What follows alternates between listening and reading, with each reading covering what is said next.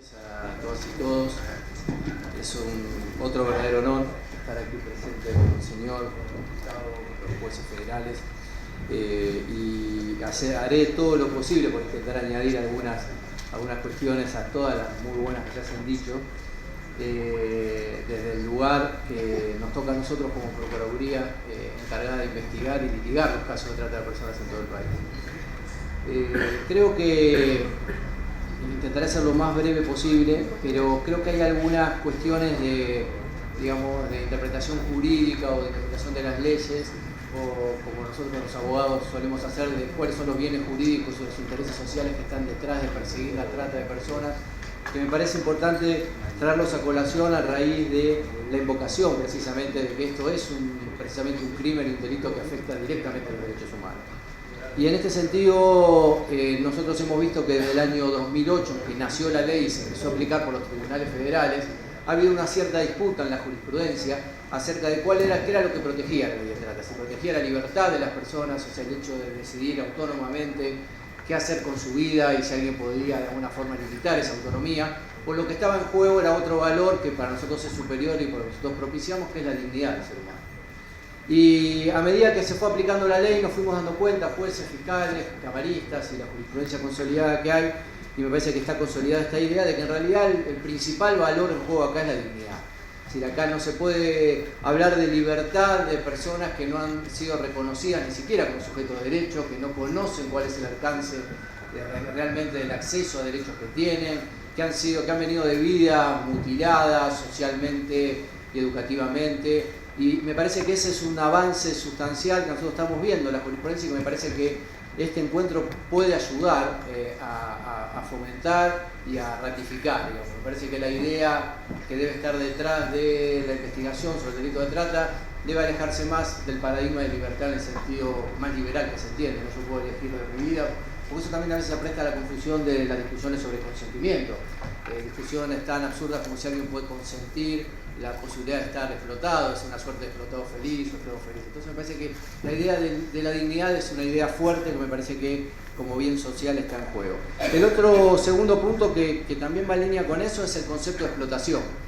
Es decir, el delito de trata de personas vino a poner sobre la mesa cuando fue inaugurado en los escenarios internacionales de Naciones Unidas como una convención de lucha contra el crimen organizado, puso sobre la mesa el concepto de explotación como un concepto novedoso para el orden jurídico. Y a partir de la sanción de este protocolo es que todos los países se vieron obligados a perseguir a la trata de personas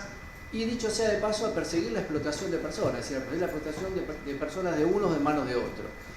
Y esto no era algo que sucedía con anterioridad a este protocolo, es decir, había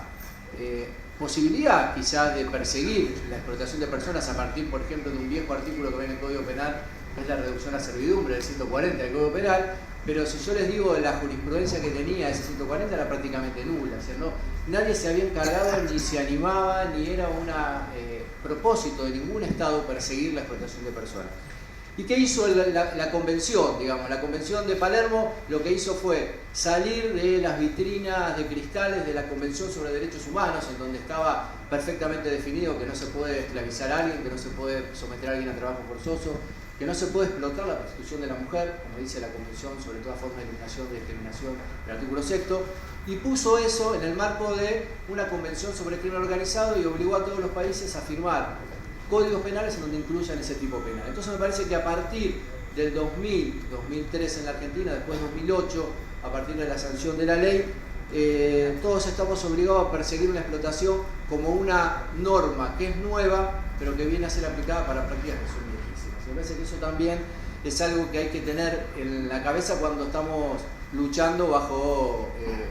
fronteras y obstáculos de orden cultural, digamos, esto lo conocemos quienes estamos en este tema, es decir, aquí los prejuicios que muy bien fueron mencionados antes, de que alguien puede eventualmente decir que la prostitución es el único, o a veces debe ser admitida bajo determinadas formas, o que en realidad siempre existió, digamos, son prejuicios y mitos que rondan generalmente la idea de esta idea de prostituta feliz o de la vida fácil y toda esta historia, que en realidad cuando uno empieza a cucharear mínimamente en los casos de explotación sexual se da cuenta que es una verdadera falacia.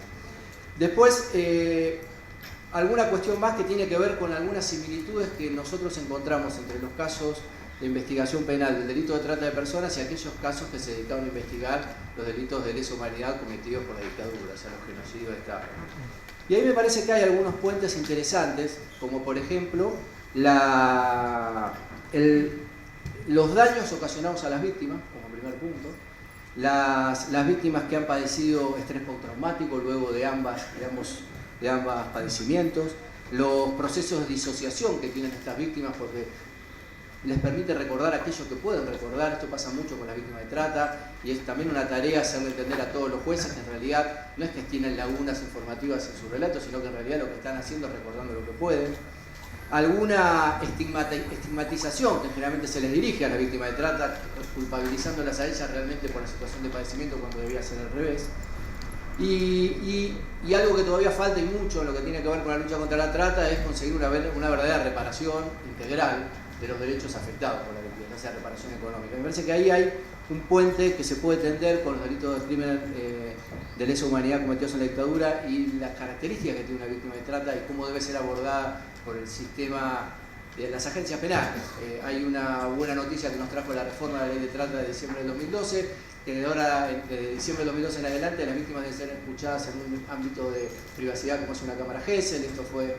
ha sido ordenado por legisladores, incluso por muchos de los que están aquí, y eso nos trajo a nosotros muchos beneficios al momento también de poder acusar y llevar adelante casos sobre trata de personas, porque nos permite que la víctima se explaye sin tener la presencia, por ejemplo, del victimario cerca y en un contexto de mayor seguridad. Y por último, para darle espacio también a mis colegas, el otro tema que me parece muy importante para poder investigar satisfactoriamente la trata de personas es la necesidad de una decisión política firme. ¿Por qué digo esto? Porque en realidad cuando uno va escalando en las responsabilidades penales de los grandes ganadores del negocio de la trata, se termina encontrando precisamente con los grandes ganadores del capitalismo, digamos, el capitalismo acentuado, salvajemente, digamos, desbocado. Y me parece que en ese punto,